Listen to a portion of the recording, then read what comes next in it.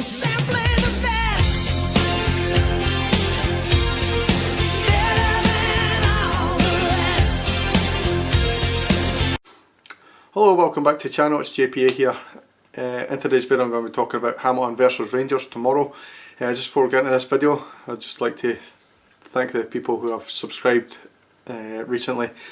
Thank you very much for that. If you're new to the channel, please subscribe, hit that subscribe button and the notification button as well. Help this channel grow as much as we possibly can and get the word out there. Mainly just to build a big community, and we're going to talk about football together. It's nothing to do with me, not about me, it's about you guys as well. And I really want to thank you for the support you've given me over the last few years, and let's get into this. So tomorrow tea time, Hamilton versus Rangers away from home. I can't even remember the name of the stadium. It's something like the Fountain of Youth or some weird thing. I always call it New Douglas Park because that's what it is to me. It's available on Sky Sports and obviously Rangers TV, 5:30 kick-off. And this is going to be an interesting one again. So firstly, looking at Hamilton's form, obviously they opened the season with that 5-1 away defeat to Celtic. Disappointing, they were never going to get anything from that game really. Celtic Park's a difficult place to go, as we all know, and they were never going to get a result there. 5-1 still, they should be doing a little bit better than that. They then followed it up with a 1-0 loss at home to Ross County. Again, another really poor result from that. Their third match was postponed. It was meant to be away to Aberdeen at Pittodrie. Obviously because of that whole COVID thing, that one got postponed. They then lost again at home to St Mirren. Another poor result. You look at Ross County and St Mirren, they're probably the teams that are going to be in and around where Hamilton will probably finish in this season. So they really want to try and win these games, particularly at home. So for the two reasons, I think they're really two poor results in my opinion. The Celtic one, you're never going to get that result anyway.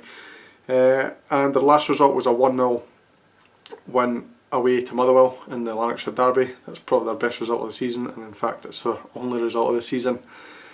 They've actually got a really decent record in the Lanarkshire Derby. I can't remember what it is, but it's something like 1-3 in their last 4 Lanarkshire Derbies, which is really, really good because obviously Motherwell are a decent side and obviously difficult to beat.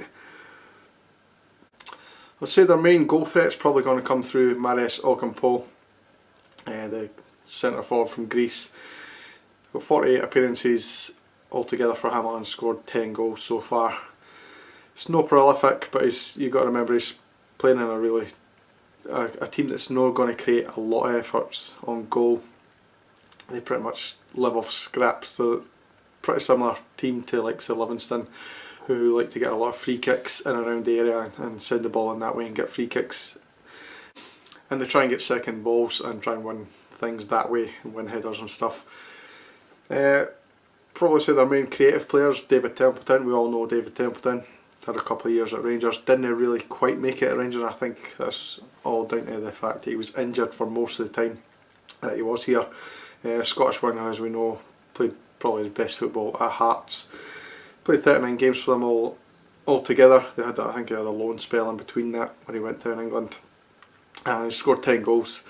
He's a decent threat. On his game, he is a good player. I remember he scored in that embarrassing defeat at Ibrox from Hamilton when I think it was 2-0 under the Murray days. So it was disappointing for him to score, but he's a good player and he will be their creative threat. Looking towards Rangers, obviously we know the form that Rangers are in. No point going into recent results. Obviously we beat Kilmarnock last week and that's pretty much all you need to know. Jermaine Defoe and Joe Aribo have been ruled out of this game, unfortunately. Disappointing. Hopefully in the next game after the international break they will be back fit and playing and available for selection. Balogun has resumed training. He's doing not too badly. I kind of think this is maybe just a little bit too soon for him. I think he'll go with Hollander and Goldson at the back for that game. McGregor is also fit and ready to play. I think for me he is the number one and he does go back in there, but I'm not too fussed if he doesn't make it because I think McLaughlin's done a fantastic job and there's a bit of a fight going on between the number ones there, which is great to see. They're both on clean sheets and they're doing really well. So I'm not really fussed in that area who takes the game. I'd rather McGregor come back in, but as I say, I'm not fussed if McLaughlin is the one, because I think we've got really two strong number ones in that position. Alfredo Morelos, there's been a change in his attitude this week. He's trained a lot harder.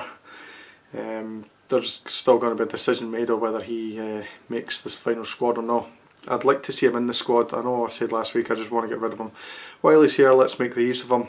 I'm not going to go into what's all been said and no said in the papers. We all know papers can talk and they kind of churn things into things that they know and stuff.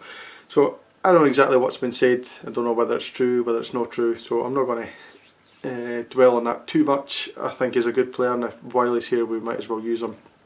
And if he's focusing more on training and he's focused on how he's playing, then that can only be a good thing for Rangers while we have him. So in terms of my prediction this week, I'm going to go fairly positive. I'm going to go Hamilton 0, Rangers 3. Goal scorers of Kamar Roof, Hadji and Tav. I think Tavernier will get a goal this week, whether that's a set piece or maybe just like a 1-2 in the edge of the box or something. I think he seems to play pretty well on this pitch. I know it's another plastic pitch and I've tried to avoid talking about that because I didn't really like to. I didn't like to have it as an excuse. I know the ball kind of reacts differently, doesn't bounce the same way, the passing's slightly different. Sometimes you underhit a pass, sometimes you overhit a pass, and it's really difficult to play in. But these are conditions for all teams, so we kind of just have to get used to it. Tell me what you guys think down below. That's pretty much my video done, guys. Thank you very much for watching. If you're new to the channel, as I always say, please subscribe, and I'll see you in the next one. Cheers, guys.